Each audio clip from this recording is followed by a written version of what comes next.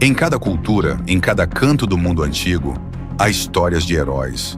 Mas poucos nomes ecoam tão forte quanto o de Hércules, filho de um deus, mas marcado por sangue mortal, amaldiçoado com uma culpa que não era sua e forçado a enfrentar o impossível. Não por glória, não por honra, mas por redenção. O que você faria se fosse condenado a cumprir tarefas que nem os deuses ousariam enfrentar? Matar leões invencíveis, domar criaturas infernais, enfrentar a morte. Tudo para provar que, mesmo caído, o homem pode se reerguer. Hoje, vamos revisitar essa jornada épica.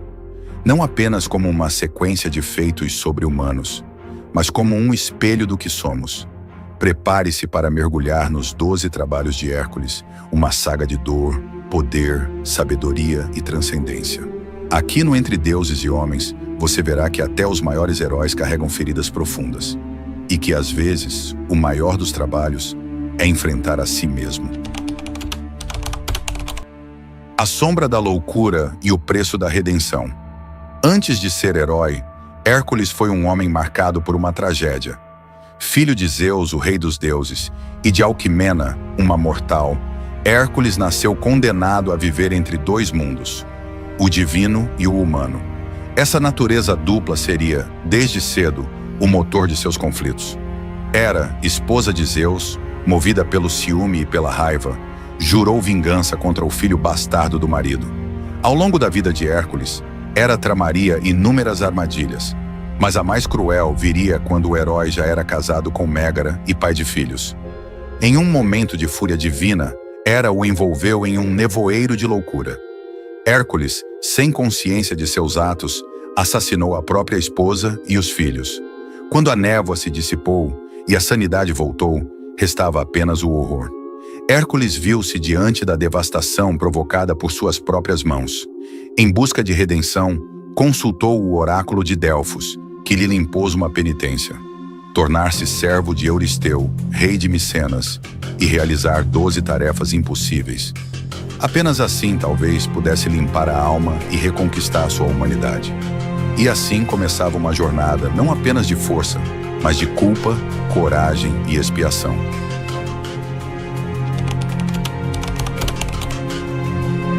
O leão de Nemeia, a pele que nenhuma lança perfura. O primeiro desafio levou Hércules até os sombrios bosques de Nemeia, onde uma fera aterrorizava vilas inteiras. O leão de Nemeia. Diferente de qualquer criatura comum, o leão tinha uma pele impenetrável, mais resistente que ferro ou bronze. Nenhuma espada ou flecha era capaz de feri-lo. Era como se a própria natureza tivesse forjado o monstro para ser invencível. Hércules seguiu os rastros da criatura até uma caverna de 2 entradas. Sabendo que o combate seria feroz, bloqueou uma das saídas com pedras, garantindo que a besta não escapasse. Lá dentro, lutaram em um embate brutal. Hércules abandonou as armas e usou apenas os próprios braços. Enfrentando o leão com força descomunal, agarrou-o em um estrangulamento implacável, até que por fim a criatura tombou sem vida. Mas o desafio não terminava ali. Hércules tentou usar sua espada para remover a pele do leão como prova de seu feito. Em vão.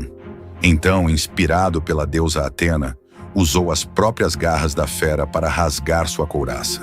Com ela, fez uma capa impenetrável e tomou a cabeça do leão como elmo, tornando-se ainda mais temido.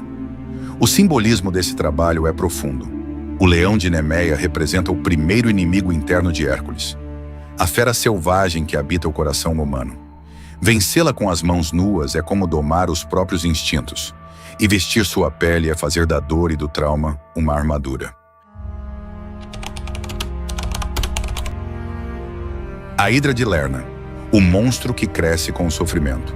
Após derrotar o leão de Nemeia, Hércules foi enviado a um pântano escuro e fétido nos arredores de Lerna, onde morava outro pesadelo da mitologia, a Hidra. A fera era uma serpente monstruosa, com múltiplas cabeças. Algumas versões dizem que era 9, outras 100, e um poder aterrorizante. Cada vez que uma de suas cabeças era cortada, 2 novas cresciam no lugar. Mas havia mais. Uma das cabeças era imortal, impossível de ser destruída por meios comuns. O monstro vivia em um pântano venenoso, onde até o ar parecia corrompido. Apenas aproximar-se da criatura era um desafio mortal. Hércules partiu com seu sobrinho Iolau como acompanhante.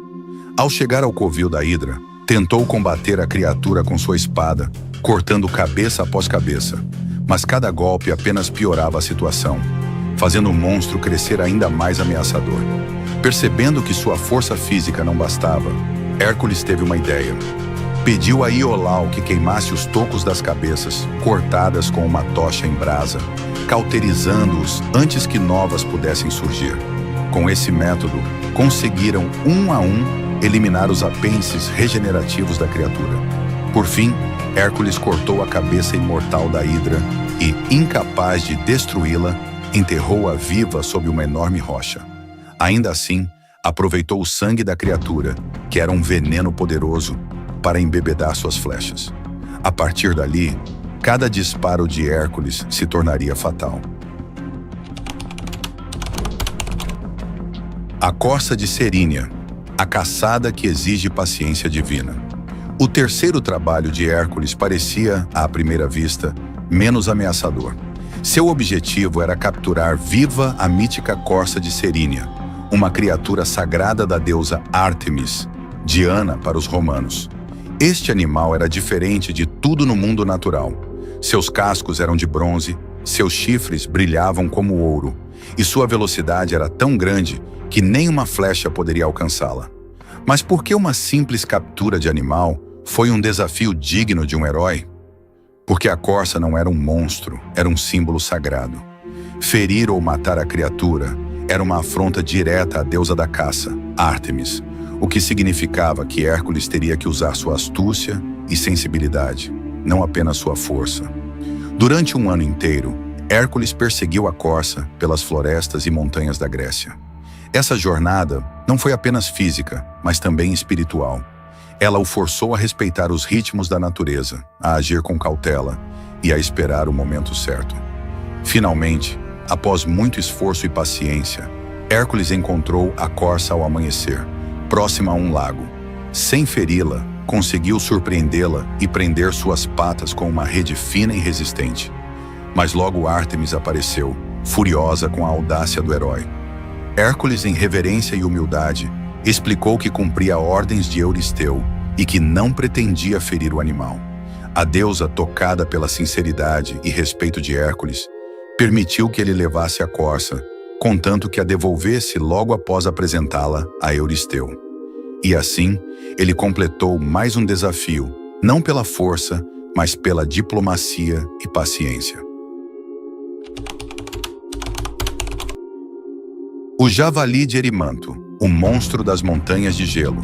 Para o quarto trabalho, o rei Euristeu incumbiu Hércules de capturar o temível javali de Erimanto, uma criatura colossal que habitava os picos nevados do Monte Erimanto, no norte do Peloponeso. Diferente dos outros javalis comuns, este era um monstro selvagem, com presas do tamanho de espadas e uma fúria capaz de devastar vilarejos inteiros. Mais uma vez, Hércules não podia matar o animal. Ele precisava capturá-lo vivo e levá-lo até Euristeu, uma tarefa difícil mesmo para um semideus. A missão começou com Hércules atravessando florestas geladas e trilhas traiçoeiras, onde a respiração congelava no ar e a neve cobria as pegadas da fera. O javali era mais esperto do que se esperava, emboscando caçadores e desaparecendo entre as montanhas. Durante a jornada, Hércules visitou o centauro Folo, um velho conhecido, que o recebeu com hospitalidade.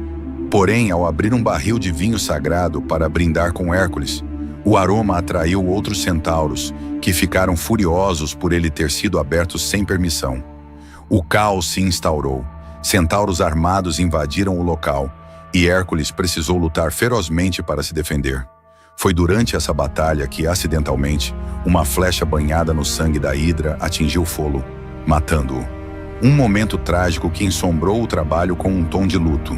Mesmo heróis cometem erros. Após deixar para trás a tragédia, Hércules finalmente encontrou o javali em uma ravina profunda. Usando sua inteligência, provocou a besta e começou a persegui-la, conduzindo-a por entre árvores densas e rochas cobertas de neve. Então, ao alcançar o topo de uma montanha, ele armou uma emboscada. Fez com que a criatura o seguisse por uma trilha estreita até uma área de neve fofa, onde o peso do javali o fez afundar. Preso e enfurecido, o monstro se debatia, mas não conseguia escapar. Hércules pulou sobre ele e, com suas correntes de bronze, amarrou a criatura ainda viva. Então, triunfante, desceu a montanha com a fera rugindo.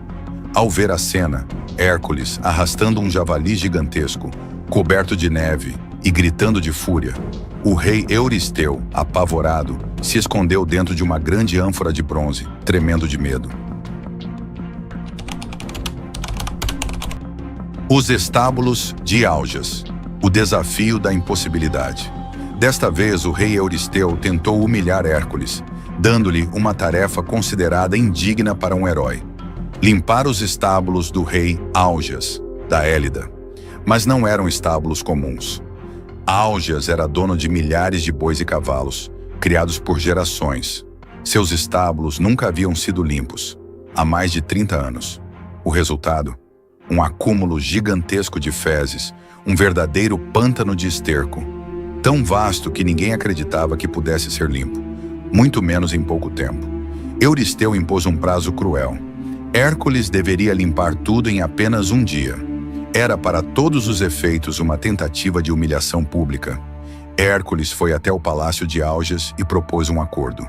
Se ele conseguisse limpar os estábulos em um único dia, sem mágica ou ajuda divina, receberia como pagamento 1/10 do rebanho real. Augeas, rindo da audácia, aceitou, mas não acreditava que o herói conseguiria. Em vez de usar pás ou tentar arrastar toneladas de esterco, Hércules teve uma ideia engenhosa. Mudaria o curso dos rios Alfeu e Peneu, que passavam perto da região.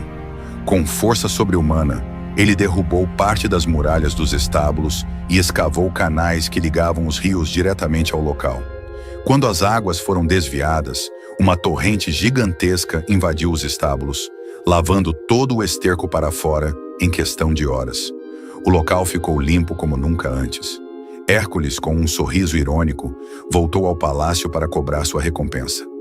Contudo, Augeas se recusou a pagar, alegando que Hércules só havia conseguido porque usara forças externas, os rios. Pior, o rei o expulsou e o acusou de tentar enganá-lo. Hércules jurou vingança e, no futuro, de fato, retornaria para derrotar Augeas e tomar a Élida. O rei Euristeu, por sua vez, também rejeitou o trabalho, dizendo que Hércules havia recebido, ou tentado receber, pagamento por ele, o que violava a condição dos trabalhos serem feitos como penitência, e não por lucro. Assim, este trabalho não foi oficialmente contabilizado, mas o povo sabia da verdade. As aves do lago Estínfalo, o terror alado. Após limpar os estábulos de Augeas, Hércules recebeu de Euristeu um novo desafio: livrar a região da Arcádia de um pesadelo vindo dos céus. No sombrio e pantanoso lago Estínfalo, uma praga ameaçava a vida de camponeses, animais e viajantes. Enormes aves carnívoras, conhecidas como as aves estinfálidas. Essas criaturas monstruosas não eram simples pássaros. Tinham penas metálicas afiadas como lâminas, bicos de bronze e excrementos tóxicos que podiam corroer até pedra. Algumas versões diziam que haviam sido criadas por Ares, o deus da guerra, o que explicaria sua natureza sanguinária. Eram tantas que escureciam o céu quando voavam juntas. Ao menor sinal de vida, atacavam em bando, dilacerando qualquer coisa em seu caminho. O problema era ainda mais complicado. O terreno ao redor do lago era pantanoso demais para que Hércules se aproximasse. Usar força bruta não adiantaria. Ele precisava pensar como caçador, não como guerreiro. Foi então que Atena, deusa da sabedoria, apareceu para ajudá-lo. Ela lhe entregou um objeto mágico, símbolos de bronze forjados por Hefesto, o deus ferreiro. Esses símbolos emitiam um som ensurdecedor e aterrorizante. Hércules subiu em uma colina próxima ao lago e bateu os símbolos com força, fazendo um ruído metálico e agudo que ecoou por todo o vale. As aves, perturbadas pelo som, entraram em pânico e voaram em massa para os céus, revelando-se. Era o que Hércules esperava. Com um arco que jamais errava, presente de Apolo, ele disparou flechas envenenadas com o sangue da hidra de Lerna, abatendo dezenas das criaturas enquanto voavam em círculos. As que sobreviveram fugiram em debandada, atravessando o mar até regiões desconhecidas, onde nunca mais foram vistas. O touro de Creta, a fera de Poseidon. Para seu 7º trabalho, Euristeu ordenou que Hércules fosse até a ilha de Creta e capturasse vivo um animal que assombrava a região. Um touro selvagem, monstruoso e furioso, que devastava plantações, destruía aldeias e aterrorizava os habitantes locais. Mas este não era um touro qualquer. Era o touro de Creta, uma criatura sagrada enviada por Poseidon, deus dos mares, ao rei Minos. Minos, rei de Creta, havia feito um acordo com Poseidon. Em troca de seu apoio ao trono, Minos sacrificaria ao deus o primeiro animal que surgisse do mar. Poseidon atendeu, e um belo e imponente touro branco emergiu das ondas. Mas o rei, encantado pela beleza do animal, quebrou a promessa e guardou o touro para si, sacrificando outro em seu lugar. Ofendido com o desrespeito, Poseidon fez o touro enlouquecer, transformando-o em uma criatura incontrolável que espalhava o caos por toda a ilha. Hércules desembarcou em Creta e foi recebido pelo próprio Minos. O rei, talvez aliviado por se livrar de um fardo, permitiu que o herói enfrentasse o touro sem interferência. Encontrar a fera foi fácil. Seus mugidos ecoavam como trovões e o chão tremia sob seus cascos. Capturá-lo, no entanto, era outra história. O touro de Creta era imenso, com olhos flamejantes, couro duro como pedra e força para quebrar rochas com as patas. Ele investia com fúria, cavando o chão e bufando fumaça pelas narinas. Hércules, no entanto, usou sua agilidade e experiência de combate. Esquivando-se dos chifres da fera, saltava com destreza até que, em um momento oportuno, agarrou-o pelos chifres e pescoço, usando toda a sua força titânica para domar o animal.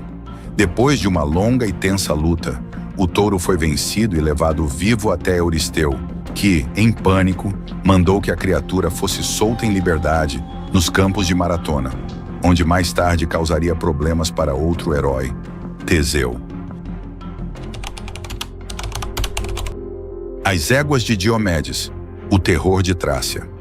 O próximo desafio de Hércules foi imposto com sarcasmo por Euristeu, que não esperava que ele sobrevivesse. A tarefa? Capturar as éguas de Diomedes, criaturas aparentemente comuns, mas envoltas em uma aura de horror. Esses não eram animais dóceis. As éguas pertenciam a Diomedes, rei da Trácia e filho do deus Ares, e eram alimentadas com carne humana. Sim, esses cavalos não comiam feno, nem grama, nem grãos.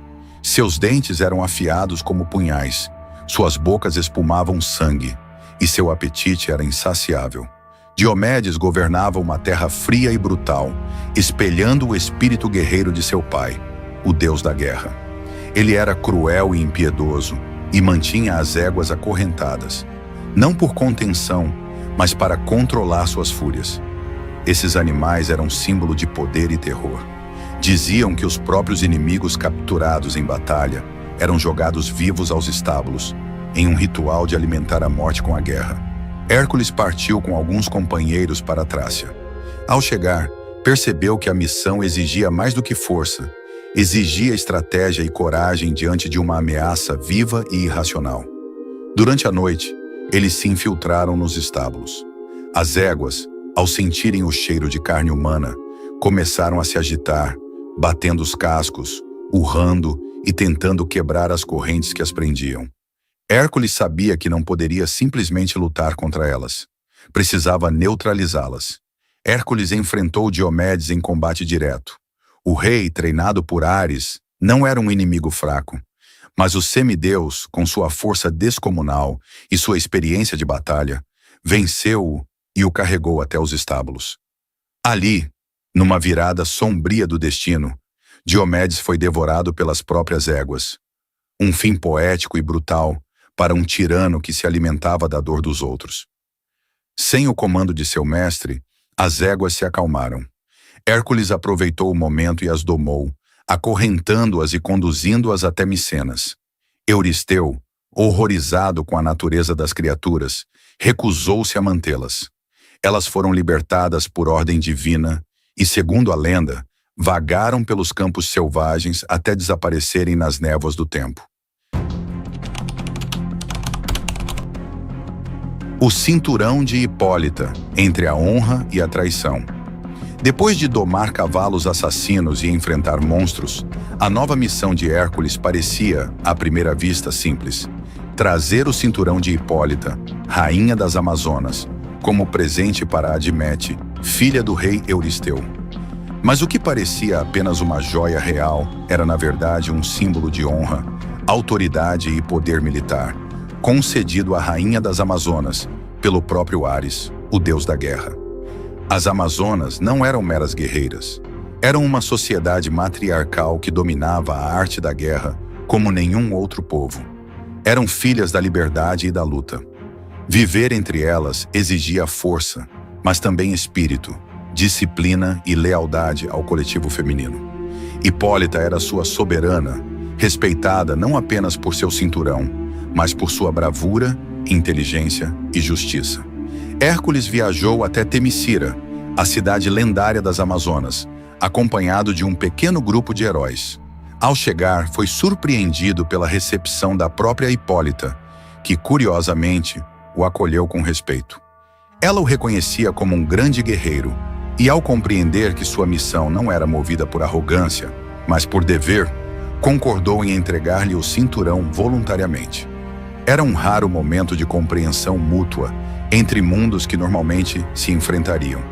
Mas os deuses não queriam paz. Hera, a eterna inimiga de Hércules, observava com fúria os avanços do herói. A paz entre ele e as Amazonas a enfureceu. Tomando a forma de uma amazona, espalhou o boato de que Hércules estava ali para raptar Hipólita e escravizar seu povo. Em pouco tempo, as guerreiras, inflamadas pela mentira, se prepararam para a guerra. Hércules, percebendo a movimentação hostil e temendo pela vida de seus companheiros, entendeu que havia sido traído. O que se seguiu foi um combate inevitável. A batalha foi feroz. Amazonas e heróis tombaram, e no calor da confusão, Hipólita foi morta por Hércules, sem saber que ela ainda confiava nele. Somente depois da luta cessar, ele percebeu o engano. Mas já era tarde demais. Carregado de culpa, Hércules levou o cinturão a Euristeu. O rei o recebeu com orgulho, mas o herói não celebrou. Havia vencido, mas à custa da vida de alguém que lhe estendeu a mão em paz. O gado de Gerião, a viagem ao fim do mundo. Após a tragédia com as Amazonas, o rei Euristeu impôs uma nova tarefa a Hércules: viajar até o fim do mundo, a ilha de Erítia, e trazer o gado vermelho do monstro Gerião, um ser de 3 corpos, 3 cabeças e força descomunal.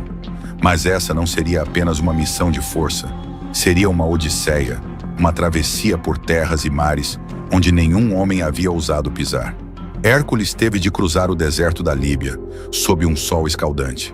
Em sua fúria contra o calor, ergueu seu arco contra o próprio Hélio, o deus do sol.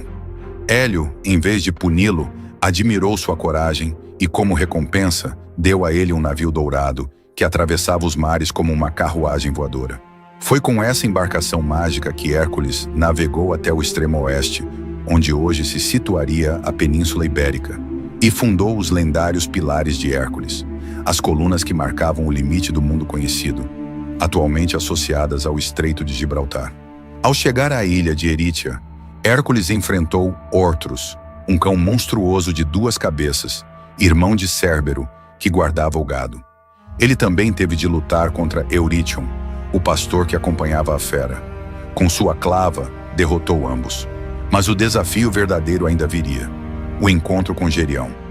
Gerião era um ser formidável, com 3 corpos fundidos na cintura, 3 corações e uma única alma guerreira. Ele surgiu em fúria para defender seu rebanho, empunhando 3 escudos, 3 espadas e 3 lanças. O combate foi épico. Hércules, com seu arco divino, atingiu Gerião com uma flecha envenenada no coração de um dos corpos, matando-o lentamente, enquanto os outros dois tentavam resistir. O monstro tombou, derrotado, mas sua morte ecoou como uma perda titânica na vastidão do mundo mítico. Hércules então reuniu o rebanho e iniciou a longa viagem de volta.